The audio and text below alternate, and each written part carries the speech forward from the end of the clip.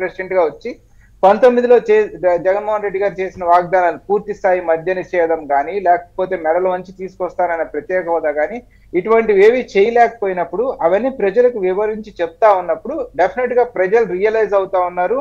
కొంత కాంగ్రెస్ పార్టీలో కూడా వాళ్ళు అట్రాక్ట్ అవుతా ఉన్నారు. సో అందుకోసంగా వాళ్ళు కొంత ఓట్ పర్సెంటేజ్ కాంగ్రెస్ ఎంపీకి ఖచ్చితంగా కాంగ్రెస్ కి ఇవ్వాలి అనే ఆలోచనలో వచ్చారనేది నాకు అర్థమైంది. అది మీకు చెప్తా ఉన్నాను. సో ఇంకొక విషయం ఏమంటే ఈ కేసుల విషయాలు కావచ్చు లేకపోతే సానుభూతిని తీసుకున్న విషయం కూడా కావచ్చు ఏదన్నా కానీ అవన్నీ కూడా గతంలో వారు ఏది చెప్తే మనం అది ప్రజలంతా అది విన్నారు. ఆ రకంగా వారు చెప్పినట్టు లీడ్ అయ్యారు. ఇవాళ అది లేదు. వాస్తవాలు ఏంటి అనేది షర్మిలమ్మ 1 by 1 వివరించి చెప్తా ఉన్నప్పుడు డెఫినెట్ గా అదే రక్తం పంచుకొని పుట్టిన బిడ్డ అదే వారసత్వం ఉన్న ఇది కాబట్టి కాంగ్రెస్ పార్టీ పట్ల అనవసరమైన నిందలు, కాంగ్రెస్ పార్టీ పట్ల అనవసరమైన ఇది చేశాము. ఇవాళ ఉదాహరణకి మణిపూర్నే తీసుకుందాం. క్రిస్టియన్ మైనారిటీలకు అక్కడ అంత అన్యాయం జరుగుతా ఉంటే ఇక్కడ కనీసం నోరు మెదపలేని పరిస్థితుల్లో ఉన్నప్పుడు ఏం పరిపాలన జరుగుతా ఉంది, ఎందుకు కాపాడలేకపోతా ఉన్నా, ఒక సెక్షన్ ఆఫ్ పీపుల్ అన్యాయం అవుతా ఉన్నప్పుడు బీయింగ్ ఏ ముఖ్యమంత్రి మీరు మాట్లాడాలి కదా అని షర్మిలమ్మ అడుగుతా ఉన్నప్పుడు అవతల సెక్షన్ నుంచి ఆన్సర్ లేదు.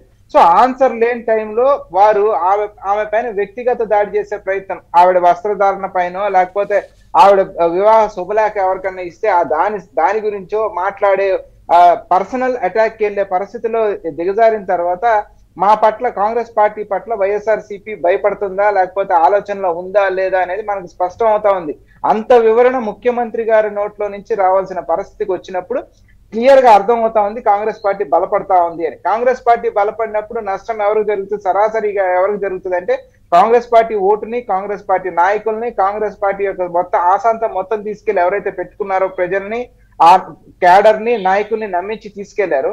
ఇవాళ వాస్తవాలు బయటకు వచ్చినప్పుడు డెఫినెట్ గా వారు వెనక్కి వస్తా ఉన్నప్పుడు మనకి భూమి కింద గ్రౌండ్ కదులుతా ఉంది, కొంత నష్టం జరిగే పరిస్థితి ఉంది అని డ్యామేజ్ కంట్రోల్ చేసుకునే పరిస్థితుల్లో నిన్న వారు మాట్లాడకూడనివి అనకూడనివన్నీ కూడా నిన్న కడప మీటింగ్ లో మాట్లాడడం జరిగింది.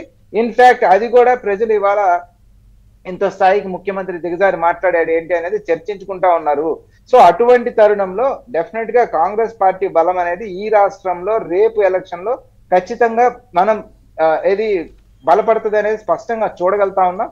అయితే డెఫినెట్ గా ప్రభుత్వ మార్పునైతే మాత్రం కింద గ్రౌండ్ లెవెల్ నుంచి పై వరకు అంటే మీరు భవన నిర్మాణ కార్మికులనే తీసుకుంటారా లేకపోతే ఆటో డ్రైవర్స్ నే తీసుకుంటారా లేకపోతే మిడిల్ ఇన్కమ్ గ్రూప్ పీపుల్ నే తీసుకుంటారా, ఎవరిని తీసుకున్నా కూడా ఏ సెక్షన్ కూడా ఇక్కడ హ్యాపీగా ఉన్న పరిస్థితి లేదు. సో అటువంటి తరుణంలో డెఫినెట్ గా గవర్నమెంట్ మారుతుంది అనే మాట మాత్రం ప్రతి ఒక్కరు మాట్లాడుతున్నారు అనేది స్పష్టం అవుతోంది. ఈ సర్వేలు ఏవి కూడా నమ్మాల్సిన పరిస్థితి అయితే లేదు అనేది నా అభిప్రాయం. వెంకటకృష్ణ గారు, సర్వేలు కూడా అయ్యే చెప్తున్నాయి కదా, సర్వేలు కూడా గవర్నమెంట్ మారుద్దనే చెప్తున్నాయి. ఏ సర్వే నాకు తెలిసి నేనైతే చూడలే, మళ్ళీ వైసీపీ వస్తుంది అనే సర్వే నేను ఇంతవరకు చూడలే. ఈ మధ్య కాలంలో కొన్ని సర్వేలు వచ్చినాయి సార్, దాదాపు 4-5 సర్వేలు వచ్చినాయి. కానీ నేను మళ్ళీ ఎంక్వైరీ చేశా ఇంత బ్లంట్ గా ఎట్లా వచ్చినాయి సర్లే.